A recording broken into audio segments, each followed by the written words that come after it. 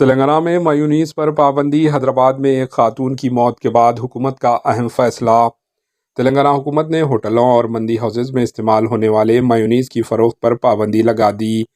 2 دن قبل حیدرآباد میں مموز کھانے کے بعد ریشما بیگم نامی خاتون کی موت اور دیگر کئی افراد کے بیمار پڑنے کے واقعے کے بعد وزیر صحت دامودر راجہ نرسمہا نے محکمہ صحت کے اعلیٰ عہدیداروں کے ساتھ ایک اجلاس منعقد کرتے ہوئے فوڈ سیفٹی سے متعلق اقدامات کا جائزہ لیا۔ عہدیداروں نے بتایا کہ مموز میں ناقص میونیز، کچے انڈوں و ایکسپائری ڈیٹ ہونے والے انڈوں کے استعمال سے میونیز کو تیار کیا جا رہا ہے اور میونیز کے استعمال کی وجہ سے لوگ بیمار ہو رہے ہیں۔ اس اجلاس میں وزیر صحت راجہ نرسمہا نے میونیز کی فروخت پر پابندی لگانے کا ہدایت دی۔ فوڈ سیفٹی کے کمشنر اس سلسلے میں احکامات جاری کر دیے۔